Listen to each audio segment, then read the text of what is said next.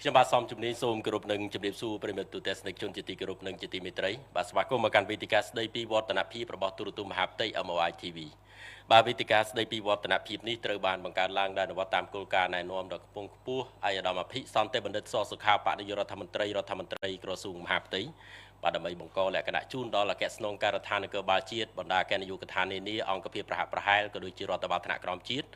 បាទបានបង្ហាញជូននៅសមិទ្ធផលលទ្ធផលការងារដែលសម្រេចបាននាពេលកន្លងមកនិយាយជារួមដោយឡែកសម្រាប់ឈុំមាសទី1ឆ្នាំ2026នេះ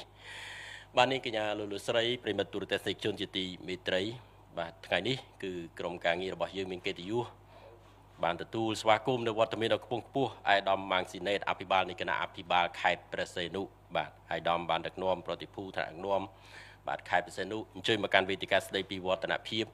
ហើយក៏នឹងជម្រាបជូនអំពីស្ថានភាពទូទៅនៅខេត្តផ្សេងនោះក៏ដូចជាបាទការរីកចម្រើនឬក៏បាទសមិទ្ធផលនានាដែលបាទទើបតែកើតមានថ្មីបន្ថែមទៀតទៅលើអ្វីដែលធ្លាប់បានបង្កើតនិងមានស្រាប់នាពេលកន្លងមកបាទយ៉ាងណាក៏ដោយបាទនៅក្នុងថ្ងៃនេះបាទមានរឿងជាច្រើនផងដែរ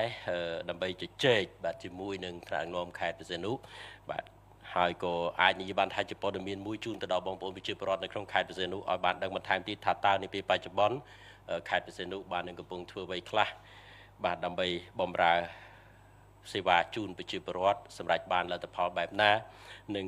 បាទស្នើឲ្យមានការចូលរួមបែបណាបន្ថែមទៀតពីសំណាក់បងប្អូនប្រជាពលរដ្ឋដើម្បីពន្លឿនឬក៏ធ្វើឲ្យដំណើរការនៃការអនុវត្តទូនីតិភារកិច្ចរបស់រដ្ឋបាលខេត្តកាន់តែប្រព្រឹត្តទៅដោយភាពរលូននិងសម្រាប់បានវឌ្ឍនភាពថ្មីបន្ថែមទៀតបាទកុំឲ្យខាត់ពេលវេលាយូរខ្ញុំបាទសូមសម្ដែងគិរិយាកិច្ចគ្រប់ចំពោះបាទអាយដាមម៉ាងស៊ីណេតបាទថ្នាក់ដឹកនាំបាទទាំងអស់បាទសូមគោរពនិងថ្លែងអំណរគុណបាទជាកិច្ចចាប់ផ្ដើមអញ្ជើញអាយដាមអភិបាលខេត្តអញ្ជើញមកកាន់វេទិកាស្ដីពីវឌ្ឍនភាពបាទសូមគោរពអញ្ជើញ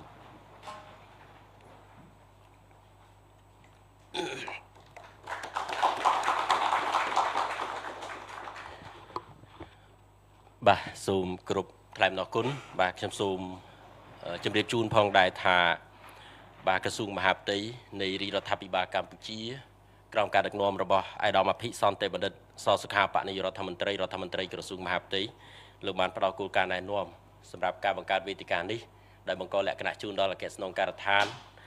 បាទនគរបាលជាតិបណ្ដាអគ្គនាយកដ្ឋាននានានិងអង្គភាពប្រហាក់ប្រហែលជំនួសឲ្យក្រសួងមហាផ្ទៃបាទបានជម្រាបជូននៅសមិទ្ធផលការងារហើយក៏បាទផ្ដល់ឱកាសសម្រាប់បាទរដ្ឋបាលរាជធានីខេត្តដើម្បីចែករំលែកនៅសមិទ្ធផលលទ្ធផលការងារដែលសម្រេចបានក្នុងក្របខ័ណ្ឌនៃការបម្រើប្រជាពលរដ្ឋនាពេលកន្លងមកជាពិសេសការចែករំលែកនៅទស្សនៈទានដឹកនាំពីសំណាក់ថ្នាក់ដឹកនាំខេត្តនីមួយៗបាទជាការចែករំលែកបាទជាពិសេសគឺឆ្លុះបញ្ចាំងឲ្យឃើញអំពីការខិតខំប្រឹងប្រែងផងដែរហើយក៏ជាបាទកតាលីករមួយចូលរួមចំណែកជំរុញបន្ថែមទៀតនៃការអនុវត្តទូនីតិភារកិច្ចបាទឲ្យកាន់តែមានភាពល្អប្រសើរហើយក៏មានកិត្តិយសបាទជម្រាបជូនផងដែរថាក្រសួងមហាផ្ទៃនៃរដ្ឋាភិបាលកម្ពុជាគឺជាក្រសួងទី1ហើយដែលបានអញ្ជើញថ្នាក់ដឹកនាំបាទចំណុះក្រសួងរបស់ខ្លួនបានបង្ហាញនៅវឌ្ឍនភាពការងារដូច្នេះកុំឲ្យខាត់ពេលវេលាយូរជាកិច្ចចាប់ផ្ដើមខ្ញុំសូមគោរពអញ្ជើញអាយដាមម៉ាងស៊ីណេតអភិបាលនៃគណៈអភិបាលខេត្តព្រះសីហនុដើម្បីបង្ហាញជូនពីសមិទ្ធផលការងារបាទសម្រាប់ឈុំមាសទី1ឆ្នាំ2026នេះបាទសូមគោរពអញ្ជើញអាយដាមបាទសូមអរគុណលោកពិធីករហើយក៏អរគុណចំពោះសំណួរដែលបានសួរប៉ុន្តែមុននឹងចាប់ផ្ដើមខ្ញុំបាទសូមក្រាបថ្វាយបង្គំប្រធេរានឧទ្ធរៈនិងព្រះសង្ឃគ្រប់ព្រះអង្គជាទីគោរពសក្ការៈសូមគោរពសម្ដេចអគ្គមហាសេនាបតីតេជោហ៊ុនសែនប្រមុខរដ្ឋស្ដីទីនៃប្រជាណាចក្រកម្ពុជាសូមគោរពសម្ដេចមហាបវរធិបតីហ៊ុនម៉ាណែតនាយករដ្ឋមន្ត្រីនៃប្រជាណាចក្រកម្ពុជាជាទីគោរពដ៏ខ្ពង់ខ្ពស់សូមគោរពអាដាមអភិសន្តិបណ្ឌិតសសុខាឧបនាយករដ្ឋមន្ត្រីក្រសួងមហាផ្ទៃជាទីគោរពអាដាមលោកជំទាវលោកស្រីបងប្អូនប្រជាពលរដ្ឋជាទីគោរពរាប់អានថ្ងៃនេះខ្ញុំពិតជាមានសេចក្តីសំណោះរីករាយដែលបានមកទីនេះដើម្បីធ្វើបទបង្ហាញអំពីវឌ្ឍនភាពការងារក្នុងរយៈពេល6ខែដើមឆ្នាំហើយនឹងទិសដៅសម្រាប់បន្តប៉ុន្តែមុននឹងចូលមកដល់វឌ្ឍនភាពការងារនេះខ្ញុំបាទសូមគ្រប់អនុញ្ញាតដើម្បីរៀបរាប់អំពីស្ថានភាពភូមិសាស្ត្រប្រជាសាស្ត្រ និងសក្តានុពលខេត្តប្រសេនុ បាទ ដូចតទៅ បាទសូមគោរពជម្រាប ខេត្តប្រសេនុគឺជាខេត្តមួយដែលស្ថិតនៅទិសនិរតីនៃប្រទេសកម្ពុជាហើយជាខេត្តដែលមានសក្តានុពលខ្ពស់មានទំហំ 2658.90 គីឡូម៉ែត្រក្រឡាចែកចេញជា6ក្រុងស្រុកមាន29ឃុំសង្កាត់111ភូមិប្រជាពលរដ្ឋសរុបគឺប្រមាណ 31,000 នាក់យើងមានកោះតូចធំចំនួន 32 កោះថ្មដុះ1ថ្មប្រប្រាស់ទឹក5មានឆ្នេរប្រវែង 175.90 គីឡូម៉ែត្រហើយកំណើនសេដ្ឋកិច្ចរបស់ខេត្តយើងគឺក្នុងរង្វង់ 5% ដែលចំណូលសរុបរបស់ខេត្តតែម្ដងគឺក្នុងរង្វង់ 1,407 លានដុល្លារអាមេរិកហើយ GDP per capita គឺក្នុងរង្វង់ 5,607 ដុល្លារបាទហើយខេត្តប្រសេនុរបស់យើងដោយសារតែភាពស្រស់ស្អាតនៃធម្មជាតិតំបន់ឆ្នេរត្រូវបានរាជរដ្ឋាភិបាលប្រសិទ្ធនាមថាជាតារារ៉េសនៅទិសនិរតីហើយក៏ខ្ញុំសូមរំលឹកអំពីព្រហ្មទណ្ឌនៃខេត្តប្រសេនុខេត្តប្រសេនុគឺជាផ្នែកបើយើងទៅពីរាជធានីភ្នំពេញគឺជាប់ជាមួយនឹងខេត្តកំពង់ស្ពឺហើយកពតនិងកោះកុងហើយក្នុងមួយផ្នែកគឺជាប់នឹងតំបន់ឆ្នេរសមុទ្ររបស់យើងតែម្ដងបាទហើយខ្ញុំក៏សូមរំលឹកដែរអំពី GDP ដែលយើងសម្រេចបានអំបញ្ញមិញគឺក្នុងរង្វង់ 1,407 លានដុល្លារនេះគឺកើតចេញមកពីការចូលរួមនៃវិស័យកសិកម្មក្នុងរង្វង់ 17% ឧស្សាហកម្ម 64% និងសេវាកម្ម 19% នៅក្នុងនេះហើយមួយផ្នែកទៀតក៏ជាការចូលរួមចំណែកពីគ្រប់មន្ទីរអង្គភាពរបស់យើងដែលបានអនុវត្តតួនាទីភារកិច្ចយ៉ាងល្អនៅក្នុងមន្ទីរអង្គភាពរបស់ខ្លួនតាមផែនការបាទដែលក្នុងក្របខ័ណ្ឌថាមានកិច្ចសហប្រតិបត្តិការល្អក្នុងក្របខ័ណ្ឌខេត្តនិងទិសដៅគឺដើម្បីប្រសិទ្ធភាពការងារនៅតាមទីអង្គភាពនោះអញ្ចឹងគឺมันអាចកាត់ផ្ដាច់បានទេបាទកត្តាសេដ្ឋកិច្ចហើយនិងកត្តានៃអ្នកអនុវត្តទាំងអស់នេះបាទចូលទៅដល់សមិទ្ធផលការងារក្នុងរយៈពេល6ខែដើមឆ្នាំរបស់យើងបាទហើយចំណុចទី1ខ្ញុំសូមនិយាយអំពីការងារសន្តិសុខយើងខ្ញុំទាំងអស់គ្នាខ្ញុំគិតថាទាំងអស់គ្នាទេថ្នាក់ដឹកនាំទាំងប្រជាពលរដ្ឋសិតតែដឹងថាការងារសន្តិសុខសុវត្ថិភាពសង្គមនិងសន្តិភាពរបស់ប្រទេសគឺជាមូលដ្ឋានគ្រឹះនៃការអភិវឌ្ឍរបស់ជាតិយើង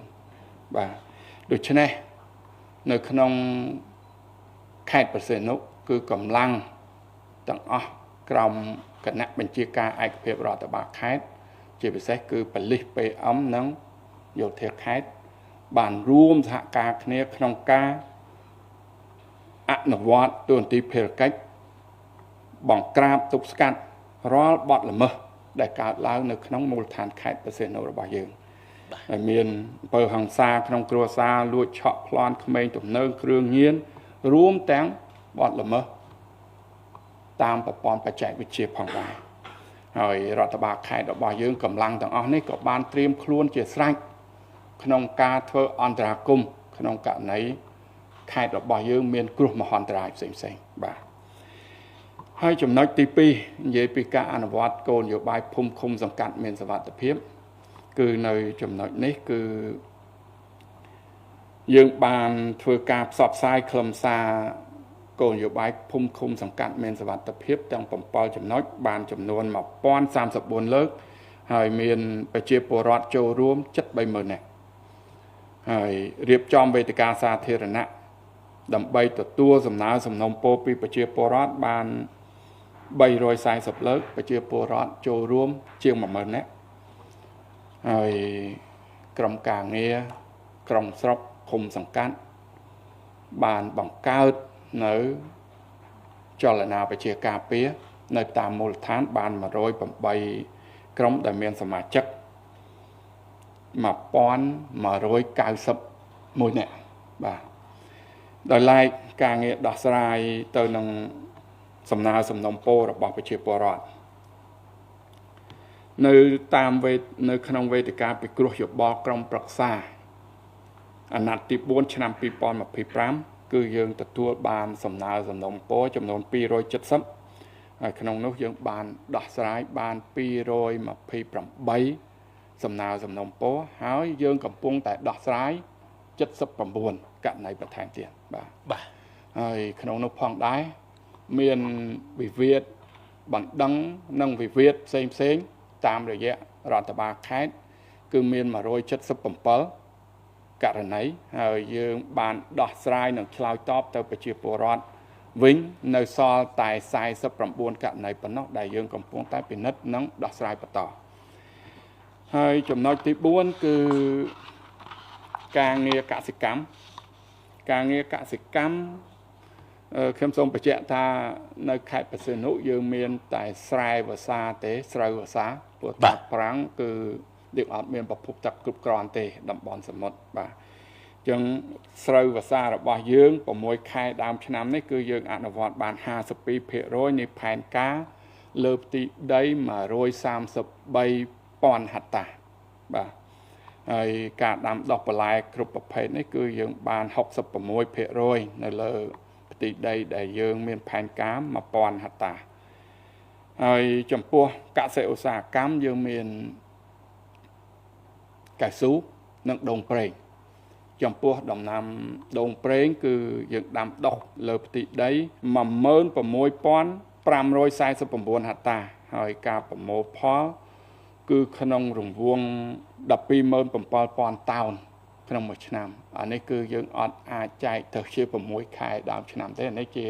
ផលដែលអាចថាថេរក្នុងរង្វង់មួយឆ្នាំយើងគិតជាមធ្យមភាពបាទចំពោះការចិញ្ចឹមត្រីនៅសមុទ្រយើងគួរតែលើកឡើងអំពីការចិញ្ចឹមត្រីវារីវប្បកម្មបាទការចិញ្ចឹមត្រីនៅទីនោះគឺ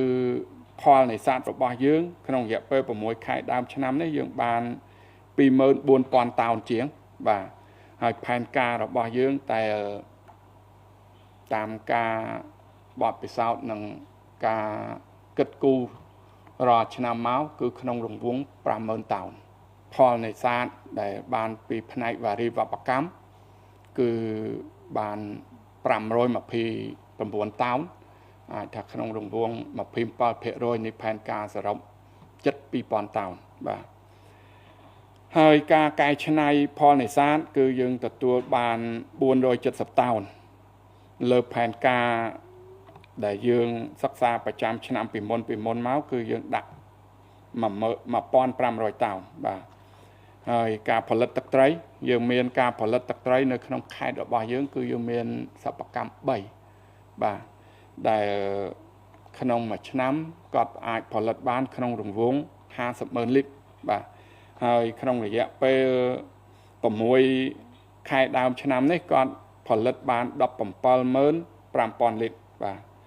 ហើយការចិញ្ចឹមត្រីទឹកសាបនៅខេត្តបរសៀននុពេលខ្លះគាត់និយាយដែរចឹងតំបន់ទឹកប្រៃសោះមិនក៏មាន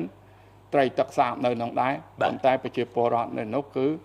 ការធ្វើការចិញ្ចឹមត្រីទឹកសាបដែរក្នុងរយៈពេលមួយឆ្នាំគឺប្រមាណ1,75,000 ក្បាលក្នុងរង្វង់ប៉ុណ្ណឹងជាងក្នុងរយៈពេល6ខែដើមឆ្នាំនេះយើងបានរង្វង់1,30,000 ក្បាលបាទហើយការចិញ្ចឹមសត្វនេះគឺសត្វពាហនៈជាពិសេសលើជ្រូកបាទក្នុងមួយឆ្នាំគឺ7,000,000 ក្បាលដែរហើយក្នុងរយៈពេល6ខែដើមឆ្នាំនេះគឺក្នុងរង្វង់48,000 ក្បាលហើយមួយផ្នែកធំនោះគឺ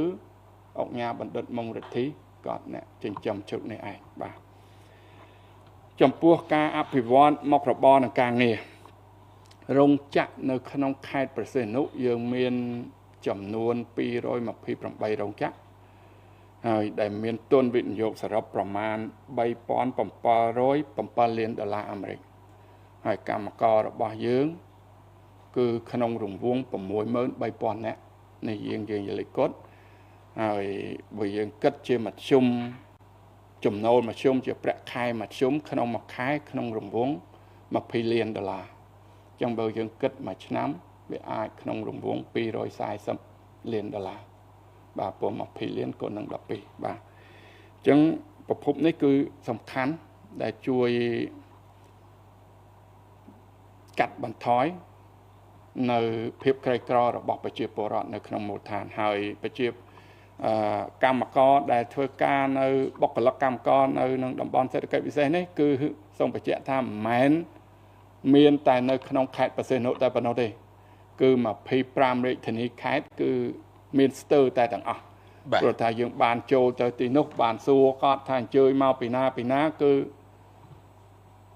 បាទមកពីរាជធានីខេត្តផ្សេងគឺមាននៅទីនោះបាទហើយចំពោះការងារឧស្សាហកម្មនិងធម្មពលចំពោះទឹកស្អាតនៅខេត្តបរសេនុមានសមត្ថភាពផលិតទឹកស្អាតបានក្នុងរង្វង់20,000 ម៉ែត្រគីបក្នុងមួយថ្ងៃក្នុងពេលដែលតម្រូវការជាក់ស្ដែងក្នុងរង្វង់14,000 ម៉ែត្រគីបបាទហើយអគ្គិសនីគឺវិស័យធម្មពលអង្គភាពអគ្គិសនីកម្ពុជាបានដំឡើងអនុស្ថានីយ៍សម្រាប់ផ្គត់ផ្គង់និងចែកចាយដែលមានអានុភាពក្នុងរង្វង់1034 មេហ្គាវ៉ាត់បាទក្នុងពេលដែលតម្រូវការជាក់ស្ដែងនៅក្នុងខេត្តរបស់យើងគឺក្នុងរង្វង់ពីមុនយើងប្រើច្រើនមានដល់380 មេហ្គាវ៉ាត់ប៉ុន្តែឥឡូវធ្លាក់ចុះមកនៅត្រឹមពី330 មេហ្គាវ៉ាត់ក្នុងរង្វង់ប៉ុណ្ណឹងបាទហើយក៏សូមបញ្ជាក់ថាអគ្គិសនីនេះនៅខេត្តបរសេនុយើងមានខេត្តបរសេនុរបស់យើងមាន111ភូមិអញ្ចឹងអគ្គិសនីគឺទៅ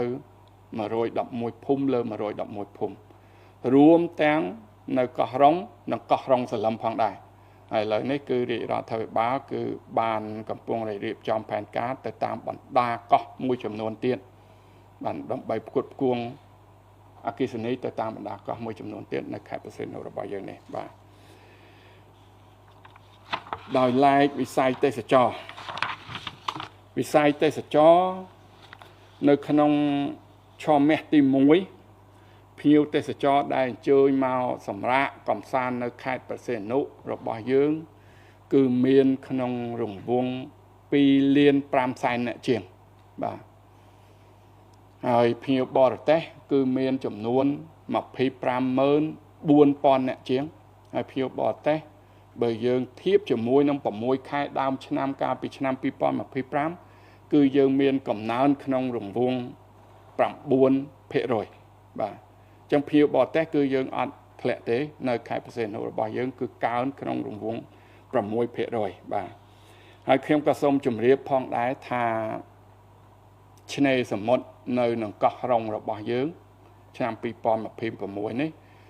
បានជាប់ចំណាត់ថ្នាក់ជាប់លំដាប់លេខ9ជាឆ្នេរសមុទ្រដែលស្អាតបំផុតលើពិភពលោកបាទអញ្ចឹងឆ្លៀតក្នុងឱកាសនេះខ្ញុំក៏សូមអំពាវនាវដល់ពុកម៉ែពូមីងបងប្អូនទាំងអស់រួមទាំងភ្ញៀវទេសចរអន្តរជាតិសូមអញ្ជើញទៅសម្រាកកម្សាន្តនៅខេត្តបរសេនុរបស់យើងខ្ញុំព្រោះថានៅទីនោះបញ្ហាសន្តិសុខសុវត្ថិភាពគឺល្អប្រសើរមធ្យោបាយហេដ្ឋារចនាសម្ព័ន្ធក្នុងការធ្វើដំណើរក៏ល្អកន្លែងស្នាក់នៅហូបចុកល្អ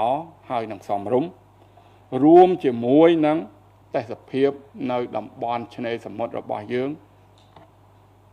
ដ៏ស្រស់ត្រកាលហើយទឹកសមុទ្រគឺខៀវស្រងាត់យើងថាថ្លាខ្យង់បាទពីមុនមកខ្មែរយើងនៅតំបន់នេះថាទឹកថ្លាខ្យង់គឺថាទៅឃើញហើយគឺចង់ងូតនៅទីនោះបាទហើយខ្ញុំក៏តែងតែលើយុវជនជំនាន់ក្រោយគាត់និយាយដែរថា when life hurt កំពង់សោម heal បាទអញ្ចឹងកំពង់សោមរបស់យើងគឺជាគោលដៅមួយដែលអាចថាជួយ release stress បាទរួមទាំងការងូតទឹកសមុទ្របើយើងមើលពីអាចថាជាផ្នែកមួយនៃវិទ្យាសាស្ត្រដែរថាការងូតទឹកសមុទ្រអាចជួយព្យាបាលជំងឺបានមួយចំនួនផងដែរបាទអញ្ចឹងការងូតទឹកសមុទ្រក៏បានជួយព្យាបាលជំងឺ ហើយជាមួយនឹងទេសភាពជួយកាន់ស្ទះទៀតនេះគឺល្អប្រសើរអញ្ចឹងសូមអញ្ជើញពុកម៉ែពូមីងបងប្អូននិងភ្ញៀវទេសចរជាតិនិងអន្តរជាតិអញ្ជើញទៅខេត្តប្រសេនុរបស់យើងខ្ញុំបាទហើយដោយឡែកការងារសាធារណការនឹងដឹកជញ្ជូនខេត្តប្រសេនុរបស់យើងគឺជាខេត្តមួយដែលមានសក្តានុពលក្នុងការដឹកជញ្ជូនព្រោះថាយើងមានទាំងការដឹកជញ្ជូនផ្លូវគោកផ្លូវទឹកនិងផ្លូវអាកាសមានទាំង3តែម្ដងបាទ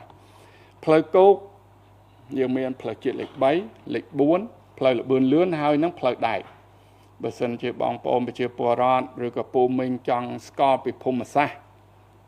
នៃប្រជាការរស់នៅប្រជាពលរដ្ឋតាមដងផ្លូវអាចជើញតាមផ្លូវជាតិលេខ3ឬក៏លេខ4ហើយបើចង់មើលទេសភាពតាមដងផ្លូវលបឿនលឿនសូមអញ្ជើញតាមផ្លូវលបឿនលឿនហើយបើថាចង់មើលទេសភាពតាមតំបន់វាលស្រែផ្សេងជួរភ្នំអីផ្សេងហ្នឹងសូមតាមផ្លូវដែករបស់យើងបាទហើយផ្លូវអាកាសគឺខេត្តប្រសេនុមានពលានអន្តរជាតិមួយដែលអាចភ្ជាប់ខេត្តប្រសេនុរួមទាំងកម្ពុជាទាំងមូលទៅពិភពលោកបានហើយពលានយន្តហោះខេត្តប្រសេនុរបស់យើងគឺមានប្រវែងផ្លូវរដ្ឋ 3,300 ម៉ែត្រហើយបើខ្ញុំចាំមិនភ្លេចទេនៅភ្នំពេញពលានយន្តហោះភ្នំពេញពីមុនមានប្រវែងតែ 3,000 ម៉ែត្រទេអញ្ចឹងនៅខេត្តប្រសេនុវែងជាងភ្នំពេញពលានយន្តហោះភ្នំពេញ 300 ម៉ែត្របាទអញ្ចឹងអាចនិយាយថាកាលពីមុនពលានភ្នំពេញពីមុនអាចចុះចតយន្តហោះប្រភេទណាបានខេត្តប្រសេនុគឺចុះចតបានដូចគ្នាបាទហើយចំពោះផ្លូវទឹកក្នុងខេត្តប្រសេនុគឺយើងមានកំពង់ផែអន្តរជាតិចំនួន3គឺកំពង់ផែអន្តរជាតិកែវផុសរបស់ញ៉ាម៉ុងរទ្ធីទី1ទី2កំពង់ផែអន្តរជាតិស្ទឹងហាវទី3គឺកំពង់ផែស្វាយ័តក្រុងប្រសេនុរបស់យើងដែលបច្ចុប្បន្នមានជម្រៅទឹក13ម៉ែត្រកន្លះបាទហើយកំពង់ផែនេះរាជរដ្ឋាភិបាលបាននឹងកំពុងអភិវឌ្ឍជា3ដំណាក់កាលដែលក្នុងដំណាក់កាលទី1នេះពី2024នេះទៅចាប់ផ្ដើមពី2024នេះដល់2027នឹងអភិវឌ្ឍឲ្យមានជម្រៅទឹក14ម៉ែត្រកន្លះដែលអាចឲ្យនាវាដែលមានចំណុះផ្ទុក 60,000 តោនចូលចតបានហើយដំណាក់កាលទី2គឺពី2026ដល់2029ឲ្យមានជម្រៅទឹក16ម៉ែត្រកន្លះដែលអាចឲ្យនាវាដែលមានចំណុះផ្ទុក 12,000 តោនចូលចតបានហើយដំណាក់កាលទី3គឺពី2027ដល់2030នឹងអភិវឌ្ឍឲ្យមានជម្រៅទឹក17ម៉ែត្រកន្លះដែលអាចឲ្យនាវាដែលមានចំណុះផ្ទុក 16,000 តោនអាចចូលចតបានហើយដំណាក់កាលនេះយើងអាចនិយាយបានថានាវាដែលដឹកទំនិញស្ទើរតែ 100% ដែលចរាចរណ៍លើពិភពលោកគឺអាចមកចូលចតនឹងកំពង់ផែស្វាយ័តក្រុងប្រសេនុរបស់យើងបានបាទហើយចំណុចនេះខ្ញុំក៏សូមបញ្ជាក់ជូនផងដែរថារដ្ឋបាលខេត្តដែលមានការគ្រប់គ្រងពីអាដាមឧបសាយសំអល់បានដោះស្រាយជាមួយនឹងប្រជាពលរដ្ឋចំនួន560គ្រួសារដែលមាន613ទីតាំងដែលគាត់រស់នៅក្នុងតំបន់អភិវឌ្ឍរបស់កំពង់ផែយើងបានដោះស្រាយដោយជោគជ័យហើយខ្ញុំក៏សូមឆ្លៀតឱកាសនេះសូមអរគុណទៅដល់ពូមីងបងប្អូនអ្នករស់នៅក្នុងតំបន់អភិវឌ្ឍកំពង់ផែទាំងអស់ដែលបានចូលរួមសហការជាមួយរដ្ឋបាលខេត្តក្នុងការដោះស្រាយដោយខ្មែរនិងខ្មែរហើយក្នុងគោលបំណងគឺដើម្បីផ្ដល់ទីតាំងនឹងជាតំបន់អភិវឌ្ឍរបស់កំពង់ផែដែលជាក្បាលម៉ាស៊ីននៃសេដ្ឋកិច្ចជាតិរបស់យើងដ៏សំខាន់ខ្ញុំសូមអរគុណពូមីងបងប្អូនទាំងអស់ដែលបានសហការជាមួយរដ្ឋបាលខេត្តក្នុងការដោះស្រាយបញ្ហាទាំងអស់នេះបាទហើយចំណុចមួយទៀតគឺវិស័យអប់រំយុវជននិងកីឡាដើម្បីលើកកម្ពស់ គុណភាពវិស័យអប់រំក៏ដូចជាសោភ័ណភាពនៅក្នុងតាមសាលារដ្ឋបាលខេត្តបានបង្កើតមូលនិធិដើម្បីជួយជួសជុលហើយនឹងរៀបចំសោភ័ណភាពនៅក្នុងសាលារៀនបាទហើយនៅក្នុងឆ្នាំនេះគឺរដ្ឋបាលខេត្តបានជ្រើសរើសសាលា4យកទៅប្រឡងប្រណាំងក្នុងអង្គភាពផ្ដល់សេវាគំរូនៅថ្នាក់ជាតិហើយជាលទ្ធផលគឺសាលា2ជាប់ចំណាត់ថ្នាក់ top 5ឥឡូវនេះគឺអនុវិទ្យាល័យសម្ដេចឪនិងសាលាបឋមសិក្សាហ៊ុនសែនមិត្តភាពហើយចំពោះបឋមសិក្សាហ៊ុនសែនមិត្តភាពនេះឥឡូវនេះយើងកំពុងតែអត់មើលថានឹងបានលេខប៉ុន្មានលេខ1ឬក៏លេខ2អញ្ចឹងបឋមនេះនៅក្នុងការវាយតម្លៃលេខ1និងលេខ2បាទអញ្ចឹងយើងនឹងតាមដានហើយអត់មើលទាំងអស់គ្នាបាទហើយចំពោះវិស័យសុខាភិបាលរដ្ឋបាលខេត្តក៏បានបង្កើតមូលនិធិផងដែរដែលមូលនិធិនេះយើងបានរៀបចំទាំងបរិស្ថានអនាម័យក្នុងមណ្ឌលសុខភាពនិងមន្ទីរពេទ្យបង្អែករួមទាំងយើងសាងសង់ជាអគារសម្រាប់សម្រាលតែម្ដងបាទព្រោះខ្ញុំបានចុះទៅមើលតាមមណ្ឌលសុខភាពឃើញថាពេលសម្រាលរួចទាំងម្ដាយទាំងកូនង៉ែតគឺយកមកស្នាក់នៅអគារជាមួយនឹងជំងឺទូទៅរបស់មនុស្សចាស់អញ្ចឹងយើងបានចង់គិតថាចង់ឲ្យកូនង៉ែតដែលកើតមកនេះនៅអគារមួយផ្សេងដាច់ពីជំងឺមនុស្សចាស់ទូទៅចឹងហើយយើងបង្កើតមូលនិធិហើយយើងជំរុញការសាងសង់អគារសម្រាប់សម្រាលនេះនៅក្នុងខេត្តបរសេនុគឺយើងសង់បានមួយរួចហើយ2ខ្នងទៀតយើងកំពុងតែធ្វើការសាងសង់ទាំងការងារវិស័យអប់រំនិងសុខាភិបាលនេះយើងបង្កើតមូលនិធិដើម្បីឆ្លើយតបទៅនឹងគោលនយោបាយរបស់រាជរដ្ឋាភិបាលបាទដែលរាជរដ្ឋាភិបាលគឺយកចិត្តទុកដាក់សំខាន់ទៅលើការអភិវឌ្ឍធនធានមនុស្សហើយនឹងវិស័យសុខាភិបាលនេះហើយពិសេសគឺកូនង៉ែតនេះឯងដែលខ្ញុំថាបង្កើតអគារសម្រាប់ឲ្យសម្រាលនេះគឺរាជរដ្ឋាភិបាលយើងបានមើលឃើញថារាជរដ្ឋាភិបាលចំពោះកូនង៉ែតគឺយកចិត្តទុកដាក់តាំងពីកូននៅក្នុងផ្ទៃទៅដែលគាត់ធ្វើការបានបសសនេះទៅពិនិត្យផ្ទៃពោះគឺអត់អស់លុយទេថែមទាំងបានលុយមកវិញទៀតទៅពិនិត្យផ្ទៃពោះហើយបានលុយមកវិញទៀតបាទហើយថ្នាំអីគ្រប់សពបែបយ៉ាងគឺគ្រូពេទ្យបានផ្ដល់ជូនគាត់បាទនេះគឺជាការយកចិត្តទុកដាក់ចំពោះកូនង៉ែតតាំងពីមាននៅក្នុងផ្ទះរហូតដល់2ឆ្នាំហើយចំពោះការងាររៀបចំដែនដីនគររូបនីយកម្មនិងសំណង់រដ្ឋបាលខេត្តរបស់យើងបានចុះវាស់វែងក្បាលដីបាន 148,445 ក្បាលដីនៅទូទាំង111ភូមិលើ111ភូមិបាទហើយក្នុងចំណោម 148,000 ក្បាលដីជាងនេះគឺគណៈកម្មការរដ្ឋបាលបានសម្រេចថាចេញប្លង់ក្នុងរង្វង់ 128,000 ក្បាលដីជាងព្រោះថាមួយចំនួនទៀតគឺបានចូលទៅក្នុងដីបរិស្ថានហើយដីគម្របព្រៃឈើអានោះយើងមិនអាចចេញបានទេបាទហើយឥឡូវនេះគឺបានទាំងអស់វាបានសញ្ញេបាន 109,458 បានហើយយើងបានចែកបាន 175,500 បានហើយយើងកំពុងតែបន្តចែកបន្តទៀតបាទហើយ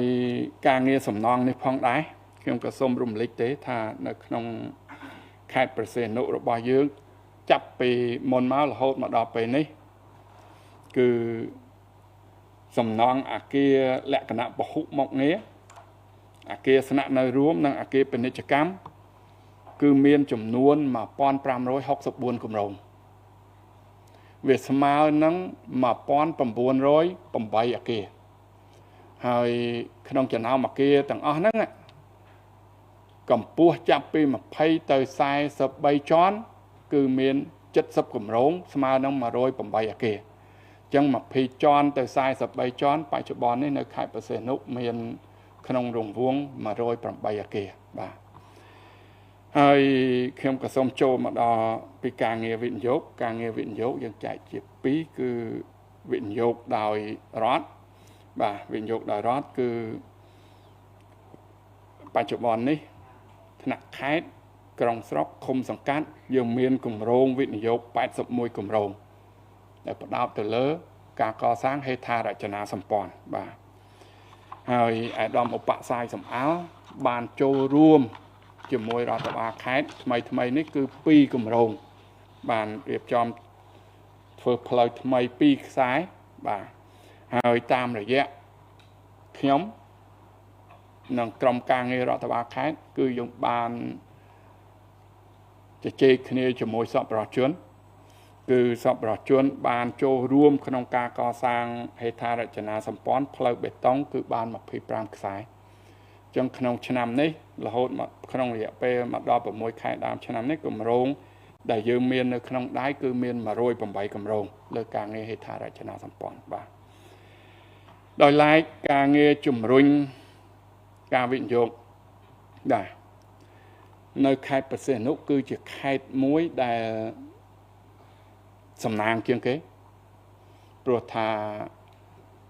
ការកសាងហេដ្ឋារចនាសម្ព័ន្ធផ្លូវក្នុងក្រុង37ខ្សែគឺជំនាន់សម័យសម្ដេចអគ្គមហាសេនាបតីតេជោហ៊ុនសែនជានាយករដ្ឋមន្ត្រីគឺសម្ដេចបានដាក់ចេញហើយកសាងផ្លូវនេះបានរួចហើយបន្ទាប់មកគឺសម្ដេចមហាបវរធិបតីហ៊ុនម៉ាណែតបានដាក់ចេញនៅកម្មវិធីពិសេសជំរុញការវិនិយោគនៅខេត្តបរសេនុរបស់យើងដែលកម្មវិធីពិសេសនេះរហូតមកដល់ថ្ងៃនេះគឺក្រុមការងារបានអនុម័តលើការស្នើសុំបានចំនួន491គម្រោងដែលមានទុនវិនិយោគប្រមាណជា$8,424 លានអាមេរិកហើយក្នុងចំណោម491គម្រោងនេះគម្រោងដែលពាក់ព័ន្ធជាមួយនឹងអគារយើងថាអគារជាប់គាំងណាបាទសាងសង់មិនទាន់រួចរាល់គឺមានចំនួន216គម្រោងបាទហើយក្នុងចំណោម216គម្រោងដែលទទួលបានការលើកទឹកចិត្តនេះគឺមានជាង100គម្រោងបាននឹងកំពុងធ្វើការរៀបចំសាងសង់បាទហើយនៅសល់ក្នុងរង្វង់ជិត100ទៀតគឺគាត់យើងបានសួរនាំទៅគាត់បាននឹងកំពុងតែខិតខំដើម្បីចំពោះទៅការរៀបចំសាងសង់ដែរបាទចំពោះអនុគណៈកម្មការវិនិយោគនៅថ្នាក់ខេត្តកាលពីឆ្នាំ2025យើងទទួលបានគម្រោងវិនិយោគដែលមានលក្ខណៈសម្បត្តិគ្រប់គ្រាន់វិនិយោគថ្នាក់ខេត្តក្រោម5លានចុះយើងមាន6គម្រោងបាទប៉ុន្តែនៅឆ្នាំ2026នេះក្នុងរយៈពេល6ខែដើមឆ្នាំយើងទទួលបាន12គម្រោងអញ្ចឹងកើនឡើងច្រើនជាងឆ្នាំមុនមួយឆ្នាំបាន6គម្រោងឆ្នាំនេះ6ខែដើមឆ្នាំយើងទទួលបាន12គម្រោងហើយការកើនឡើងនេះអាចថាជាផ្នែកមួយនៃការខិតខំប្រឹងប្រែងរួមរបស់គណៈអភិបាលខេត្តបាទក្រុមការងារជំរុញការវិនិយោគខេត្តដែលបានខិតខំអនុវត្តតួនាទីភារកិច្ចបានល្អបាទ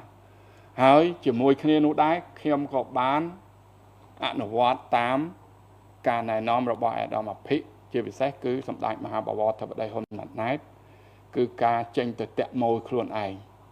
ចឹងយើងក៏បានចេញទៅតាក់ម៉ូយខ្លួនឯងនៅនឹងចិនបាទយើងបានទៅទស្សនកិច្ចការងារផងហើយយើងឆ្លៀតជួបជាមួយអ្នកវិនិយោគដើម្បីតាក់ម៉ូយបាទចឹងលទ្ធផលទាំងអស់នេះគឺយើងបានមកនៅក្នុង6ខែដើមឆ្នាំនេះគឺ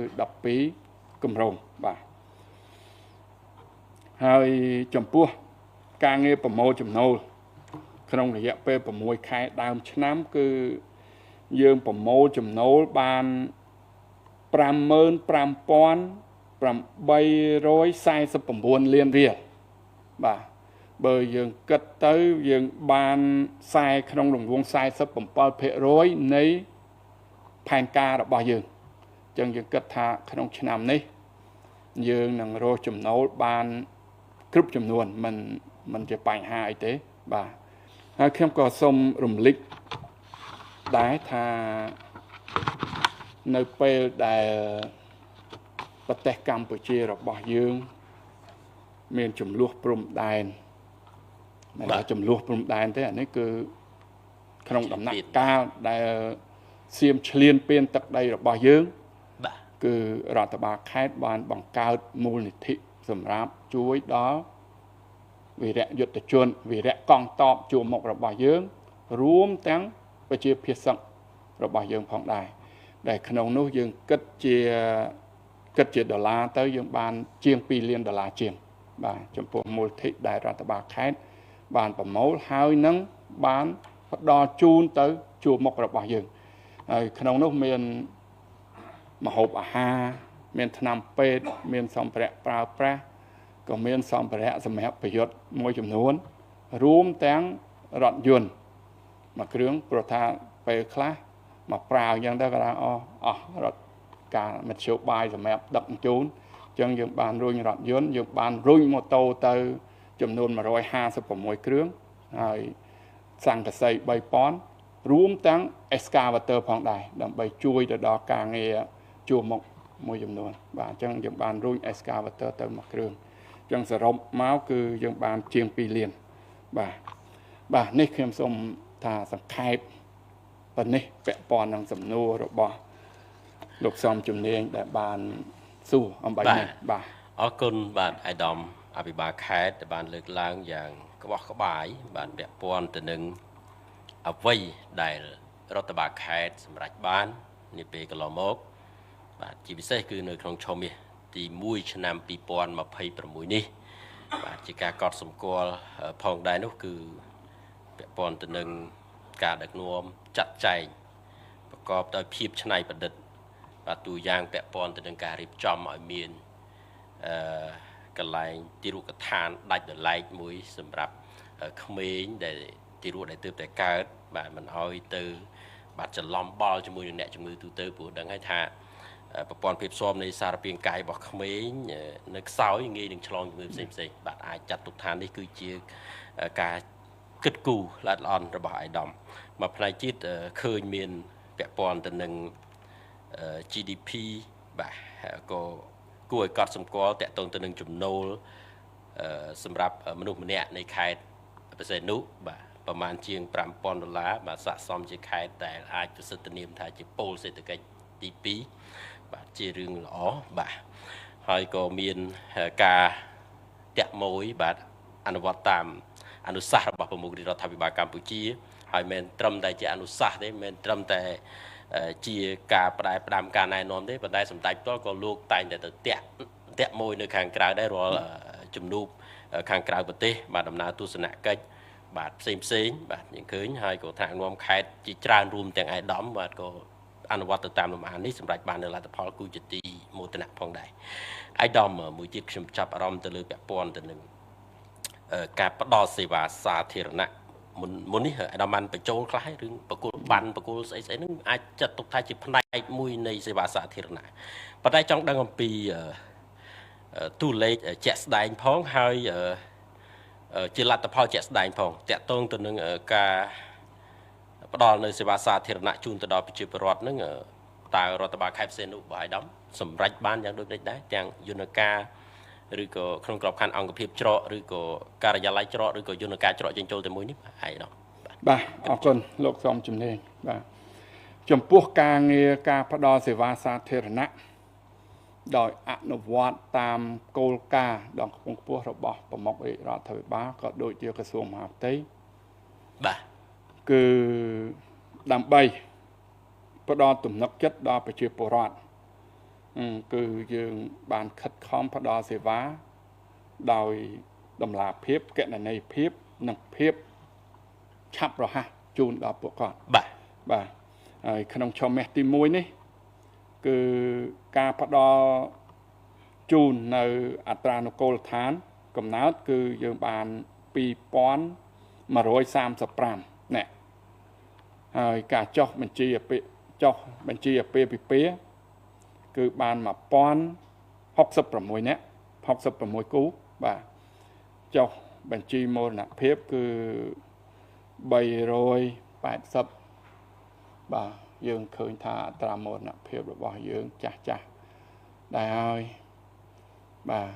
យើងនៅមានភាពអាឡោះអាល័យនៅពេលដែលយើងធ្វើការជាមួយគាត់ហើយបាទគាត់ដល់ពេលដែលត្រូវទៅវិញប៉ុន្តែនេះអាយុសង្ខាររបស់មនុស្សមិនទៀងបាទវដ្តសង្សារគឺត្រូវតែទៅអញ្ចឹងបាទហើយការផ្ដល់អត្តសញ្ញាណប័ណ្ណសញ្ជាតិថ្មីដែលអនុវត្តដោយស្នងការដ្ឋានរបស់យើងគឺយើងបានចំនួន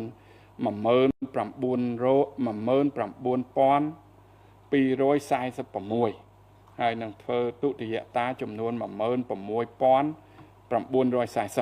បាទហើយក្នុងនោះចំពោះអង្គភាពច្រកចេញចូលតែមួយរបស់រដ្ឋបាលខេត្តគឺយើងផ្ដល់សេវាបានចំនួន13345សេវាទទួលបានចំណូលជាង3000លានរៀលបាទហើយយើងក៏បានប្រកាសដាក់ឲ្យសេវា9ប្រភេទតាមអនឡាញមានតាមអនឡាញមានការងារនិច្ចានុគោលការងាររដ្ឋបាលវិស័យទេសចរ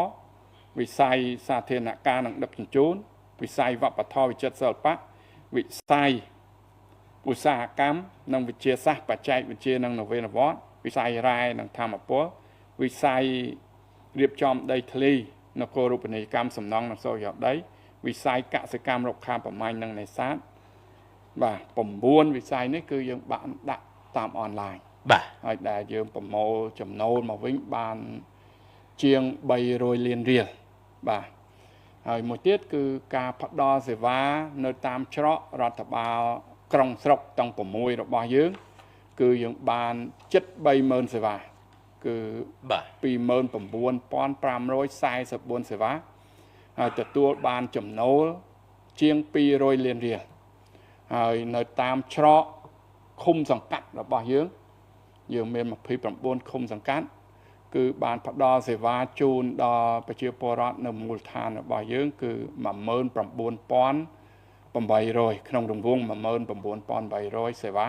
ហើយទទួលបានចំណូល53លានរៀលជាងបាទនេះគឺជាការងារនៅច្រកហើយអំបញ្ញមិញដោយលោកបានលើកឡើងការងារផ្ដល់សេវាតាមរយៈសូរ្យដីខ្ញុំបានរៀបរាប់ខាងលើចឹងខ្ញុំសូមថាមិនលើកឡើងទៀតទេបាទអរគុណច្រើនបាទអាយដាមបាទដែលបានរំលឹកហើយចុះជាទស្សនៈជាការមើលឃើញរបស់អាយដាមវិញបាទនេះអាចនិយាយបានថាយើងជជែកគ្នាខាងក្រៅបន្តិចចុះបាទពាក់ព័ន្ធទៅនឹងការផ្ដល់សេវាអាយដាមមើលឃើញថាតើគ្រប់គ្រាន់ហើយទទួលបាននៅការពេញចិត្តពីប្រជាពលរដ្ឋដែរទេឬក៏នៅមានអ្វីខ្លះទៀតដែលយើងត្រូវកែសម្រួលឲ្យកាន់តែល្អប្រសើរបាទអាយដាមបាទសូមអរគុណពាក់ព័ន្ធនឹងការផ្ដល់សេវាជូនប្រជាពលរដ្ឋរហូតមកយើងទៅធ្វើបានដូចអ្វីដែលខ្ញុំបានរៀបរាប់ខាងលើប៉ុន្តែលទ្ធផលនេះគឺខ្ញុំមិនតាន់ពេញចិត្តនោះទេហើយខ្ញុំបាននឹងកំពុងណែនាំទៅដល់ក្រុមការងារបាទមានអភិបាលរងមួយរូបដែលទទួលការងារច្រកបាទមានអង្គភាពច្រករួមទាំងមន្ត្រីអង្គភាពពាក់ព័ន្ធនៅក្នុងខេត្តរបស់យើងបន្តខិតខំជំរុញការផ្ដល់សេវាជូនប្រជាពលរដ្ឋឲ្យកាន់តែមានប្រសិទ្ធភាពលើសនេះថែមទៀតបាទលឿនរហ័សហើយតម្លាភាពបាទគឺយើងកំពុងតែរុញការងារនឹងបន្ថែមបាទរបស់គុណអាយដាមបាទខ្ញុំក៏សម្គាល់ទៅលើចំណុចសំខាន់មួយដែរយើងដឹងហើយថាថ្មីនេះគឺរាជរដ្ឋាភិបាលកម្ពុជាបាទដាក់ចេញនៅការអនុវត្តនៅអនុក្រឹត្យលេខ03បាទស្ដីអំពីការគ្រប់គ្រងសន្តិសុខសុវត្ថិភាពតាមទីតាំងរស់នៅប្រមូលផ្ដុំនិយាយជារួមដោយឡែកយើងក៏សម្គាល់ថាតាមរយៈវិសាលភាពនៃអនុក្រឹត្យនេះក៏អាចថាជាផ្នែកមួយនៃការអនុវត្តនៅការទប់ស្កាត់ការបង្ក្រាបនៅបទល្មើស scam online ផងដែរបាទអញ្ចឹងចង់ដឹងពីខាងខេត្តពិសេសនោះវិញអាយដាមតើបានអនុវត្តនៅបទបញ្ជានេះយ៉ាងដូចម្ដេចហើយទទួលបាន លទ្ធផលយ៉ាងដូចម្ដេចដែរបាទអាយដាមបាទអរគុណច្រើនលោកសំជំនាញការងារបង្ក្រាប scam online រាជរដ្ឋាភិបាលដាក់ទិសដៅបង្ក្រាបនិងបោសសម្អាតយើងប្រើពាក្យថាបង្ក្រាបនិងបោសសម្អាតធ្វើឲ្យស្អាតចេញពីប្រជាណាចក្រកម្ពុជាហើយក្នុងនោះខេត្តបរសេនុគឺជាខេត្តមួយក្នុងចំណោម25រាជធានីខេត្តនៃប្រទេសកម្ពុជារបស់យើងបាទហើយយើងបច្ចុប្បន្ននេះដោយមានបទបញ្ជាដ៏ខ្ពង់ខ្ពស់របស់សម្ដេចមហាបវរធិបតីហ៊ុនម៉ាណែតជាប្រធានគណៈកម្មការចំពោះកិច្ចប្រយុទ្ធប្រឆាំងនឹងការឆបោកតាមប្រព័ន្ធបច្ចេកវិទ្យាបាទនឹងមានការណែនាំពីឧត្តមអភិសន្តិបណ្ឌិតសសុខាគឺរដ្ឋបាលខេត្តបានបង្កើតក្រុមការងារ2ដែលក្នុងមួយក្រុមដឹកនាំដោយអភិបាលរងមួយរូបនិងមានសម្របសម្រួលនីតិវិធីដោយព្រះរាជអាជ្ញារងមួយរូបដែរហើយក្នុងមួយក្រុមនេះគឺមានកម្លាំងប៉ូលីសកម្លាំង PM បាទកម្លាំងមន្ទីរការងារមកពីមន្ទីរការងារមកពីទឹកមកពីភ្លើងបាទមកពីអ៊ីនធឺណិតប្រៃសណីយ៍បាទហ្នឹងគឺបញ្ចូលគ្នាទាំងអស់បាទហើយដើម្បីអីដើម្បីក្រុមការងារទាំងអស់ហ្នឹងមកចុះអនុវត្តឲ្យវាយតម្លៃថាតើការអនុវត្តគោលដៅនេះយើងយោងតាមហេតុផលមួយណាឬក៏លទ្ធផលមួយណាដែលឈានទៅដល់គោលដៅហ្នឹងព្រោះថាការអនុវត្តឥឡូវគឺពួកក្រុម scam ឆ្លាតយើងដឹងទាំងអស់គ្នាថាពីរូបភាពធំពីមុនមកគឺឡាយមានហើយឥឡូវគឺនៅក្នុងរូបភាពតូចបាទរូបភាពតូចនេះកាលពីមុនយើងមើលតាមសម្រាមយើងដឹងថាកន្លែងណាសម្រាមច្រើនពួកហ្នឹងនៅជុំគ្នាឥឡូវគាត់ចេះប្រមូលយកទៅបោះចោលឲ្យខ្លួនឯងអញ្ចឹងឥឡូវនេះយើងឈានមកមើលតាមភ្លើងនិយាយតាមដាក់ខ្វាមីក្រូទៀតព្រោះគាត់ដឹងទៀតអាចនេះទៀតប៉ុន្តែបើគាត់មិនប្រើភ្លើងក៏មិនដឹងថាទៅបកកើតដំណើរការមិនដែរជឿបំផុតដែរបាទហើយក៏យើងឆែកតាមអ៊ីនធឺណិតផងដែរបាទហើយពេលខ្លះយើងឆែកតាមទីតាំងលក់ម្ហូបអាហារទៅទៀតគាត់ដឹកទៅណាអីទៅណាហ្នឹងយើងតាមមើលតាមហ្នឹងទៀតបាទហើយជាលទ្ធផលគឺយើងបង្ក្រាបគឺបានមនុស្សចំនួន4406នាក់ហើយក្នុងនោះខ្មែរ184នាក់ជនបរទេសមាន26សជាតិបាទអ្នកដែលពាក់ព័ន្ធមួយចំនួនយើងក៏សាងសំណុំរឿងទៅតុលាការហើយមួយចំនួនគឺបន្តនីតិវិធីដើម្បីបណ្ដឹងចេញបាទហើយចំពោះឧបករណ៍សម្ភារៈដែលយើងដកហូតបានកុំព្យូទ័រមានចំនួន16123គ្រឿងរហូតមកដល់ពេលនេះហើយកុំព្យូទ័រយួរដៃ laptop 612គ្រឿងទូរស័ព្ទ38821គ្រឿងរួមទាំងមានអាវុធ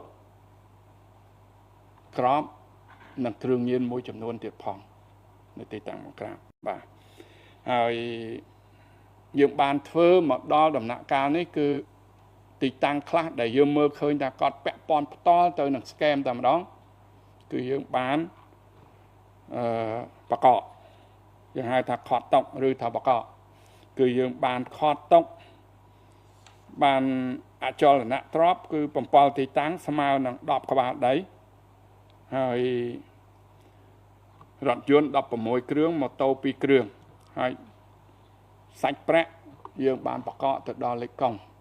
ដែលអ្នកណាពាក់ព័ន្ធហ្នឹងស្រាវជ្រាវមើលលេខកុងណាអីកុងណាគឺយើងបកកគឺយើងសាច់ប្រាក់នៅក្នុងលេខកុងនេះគឺមានជាប្រាក់ដុល្លារ$89828 ហើយប្រាក់រៀលជាង4លានរៀលបាទហើយប្រាក់បាត5000 បាតជាងហើយក៏មានប្រាក់យ័ន្តមួយចំនួនផងដែរ ហើយក្រៅពីនេះយើងក៏បានធ្វើការផាកពិន័យយោងតាមអនុក្រឹត្យលេខ03គឺទីតាំងរស់នៅប្រមូលផ្ដុំណាដែលអនុញ្ញាតឲ្យជនបរទេសស្នាក់នៅដោយគ្មានឯកសារគ្រប់គ្រាន់បាទអញ្ចឹងគាត់នឹងទទួលរងក្នុងម្នាក់4លានរៀលអញ្ចឹងយើងអនុវត្តការងារនេះយើងផាកពិន័យបានចំនួន57ទីតាំង57ទីតាំងយើងផាកពិន័យទទួលបានថវិកាគឺ2248លានរៀលអញ្ចឹងយើងផាកពិន័យពីអនុក្រឹត្យលេខ03បាន2248លានរៀលបាទអញ្ចឹងនេះគឺជាការងារបង្ក្រាប scam online ហើយនៅទីនេះខ្ញុំក៏សូមឆ្លៀតឱកាសនេះដោយសេចក្តីគោរពសូមអំពាវនាវដល់ប្រជាពលរដ្ឋនៅក្នុងខេត្តព្រះសីហនុរបស់យើងសូមចូលរួមសហការជាមួយក្រុមការងារដើម្បីសម្អាត scam online ចេញពីទឹកដីរបស់យើងតាមរយៈការជួយផ្ដល់ព័ត៌មានបាទនៅគោលដៅណាដែលគាត់សង្ស័យថាមាន scam ហើយសូមកុំភ័យព្រោះថាក្រុមការងាររបស់យើងនឹងជួយលាក់អត្តសញ្ញាណបាទលាក់អត្តសញ្ញាណគាត់មិនប្រាប់ថាយើងចុះទៅនឹងបានព័ត៌មានមកពីនេះគឺយើងអត់ទេបាទហើយជាទិសដៅជាការតាំងចិត្តរបស់ក្រុមការងារនិងគណៈអភិបាលខេត្តគឺបានយើងតាំងចិត្តថាយើងនឹងបោះសម្អាត scam ឲ្យអស់ចេញពីខេត្តព្រះសីហនុហើយខ្ញុំក៏សូមបន្តិចទៀតថាការបង្ក្រាបនេះមានពេលខ្លះយើងបង្ក្រាបនៅ restaurant ព្រោះយប់ឡើងគាត់រៀបចំឧបករណ៍សម្ភារៈគាត់ចូលទៅបន្ទប់ហាងបាយមួយហ្នឹងទៅតឡើងហើយទៅលេងនៅក្នុងតែម្ដងបាទហើយមួយថ្ងៃនោះគឺយើងបានបង្ក្រាបដល់ម៉ោង3ភ្លឺយើងបានធ្វើការងារនេះដល់ម៉ោង3ភ្លឺតាមរយៈការដឹកម្ហូបអាហារបាទអញ្ចឹងកន្លែងមួយហ្នឹងក៏ដឹកម្ហូបអាហារទៅ3គោលដៅមួយយប់ហ្នឹងអញ្ចឹងយើងជន់ទាំង3គោលដៅគ្រប់គ្រងធ្វើការងារហ្នឹងបាទឥឡូវនេះវាទៅជាបញ្ហាពេលខ្លះមើលទៅឃើញសមត្ថកិច្ចទៅជាអ្នកឡើងផ្ទះវិញបាទបាត់ឡើងតាមលបងវិញដោយសារតែពួកអ្នកដែលប្រព្រឹត្ត scam ហ្នឹងគាត់នៅក្នុងផ្ទះគាត់អត់បើកទ្វារឲ្យយើងចូលអញ្ចឹងយើងអត់មានជំរឿមានតែឡើងតាមលបងបាទដាក់ចដោដាក់អីចឹងទៅបាទអញ្ចឹងពេលខ្លះរូបភាពនេះសូមកុំគិតថាសមត្ថកិច្ចឬក៏កងកម្លាំងដែលកំពុងតែអនុវត្តហ្នឹងថាជាបន្តិចថាវាយម៉ៃគាត់ថាជាចៅអីទៅអត់ទេគឺយើងកំពុងតែបង្ក្រាបប៉ុន្តែយើងអត់មានជំរើសក្រៅពីនេះព្រោះថាអ្នកដែលប្រព្រឹត្តនៅខាងក្នុងផ្ទះគាត់ចាក់សោជាប់មិនឲ្យយើងចូលយើងមានតែរកវិធីផ្លោះលបងចូលបាទនេះគឺជាការងារមួយចំនួនពាក់ព័ន្ធនឹង scam បាទគ្រប់អរគុណច្រើនបាទអាយដាមអភិបាលខេត្តព្រះសីហនុដែលបានលើកឡើងពីកិច្ចខិតខំប្រឹងប្រែងបាទអនុវត្តទៅតាមបាទអនុក្រឹត្យលេខ03របស់រាជរដ្ឋាភិបាលកម្ពុជាផងបាទជាពិសេសនៅពេលបច្ចុប្បន្ននេះយើងក៏មានបាទច្បាប់ស្ដីអំពីបញ្ហា scam online នេះផងដែរដែលជាឧបករណ៍គតិយុត្តមួយសម្រាប់អនុវត្តទូនីតិភារកិច្ចបាទរបស់ខ្លួនในការមានប្រសិទ្ធភាពបន្ថែមទៀតបាទហើយយ៉ាងណាក៏ដោយក៏អ្វីដែលទន្ទឹមនឹងការខិតខំប្រឹងប្រែងបោះសម្អាតបញ្ហា scam នៅក្នុងប្រទេសកម្ពុជាដែលមានភាគច្រើនជាវត្តមានជនបរទេសយើងក៏អាចមើលឃើញថាពលរដ្ឋខ្មែរយើងមួយចំនួនក៏ចេះដែរបាទចាប់ដើមចេះដែលនេះការងារនេះអាចនិយាយបានថាមិនមែនគ្រាន់តែជាយុទ្ធនាការនេះមួយដើម្បីបោះសម្អាតបានប្រហែលជាទំនងคล้ายទៅជាការងារដែលត្រូវធ្វើជានិរន្តរ៍បាទជាប្រចាំជាអចិន្ត្រៃយ៍ព្រោះដូចអាយដាមបានមានប្រសាសន៍បានចាប់បានជនជាតិខ្មែរយើងនឹងជាង100នាក់ដែរបាទដែលពួកគាត់ចេះការងារនឹងដែរបាទជននៅអ្នកមិនទាន់ចាប់បានប្រហែលជាអាចនឹងមានទៀតបាទត្រូវធ្វើបន្តទៀតបាទគ្រប់អរគុណអាយដាមដែលបានលើកឡើងពីការខិតខំប្រឹងប្រែងនិងការបដិញ្ញាចិត្តបាទក្នុងការអនុវត្តទូនីតិភារកិច្ចរបស់ខ្លួនឆ្លើយតបទៅនឹងវិធានការរបស់រាជរដ្ឋាភិបាលកម្ពុជាក្រោមការដឹកនាំរបស់សម្ដេចមហាបវរធិបតីហ៊ុនម៉ាណែតដែលជាពិសេសគឺយើងអនុវត្តនៅ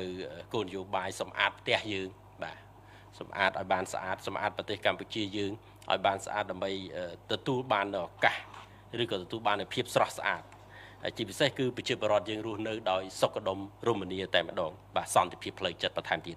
អរគុណអាយដាមបានលើកឡើងបាទពាក់ព័ន្ធទៅនឹងទិសដៅបន្តវិញតើខេត្តបរសេនុរបស់អាយដាមមានទិសដៅបែបណាបន្តទៀតដើម្បីសម្រេចបាននៅស្នាដៃនិងសមិទ្ធផលបន្ថែមនាពេលខាងមុខជាពិសេសក្នុងនាមអាយដាមជាថ្នាក់នាំខេត្តផ្ទាល់មានការបដិញ្ញាចិត្តបែបណាដែរបាទសូមគ្រប់ជ័យបាទអរគុណច្រើន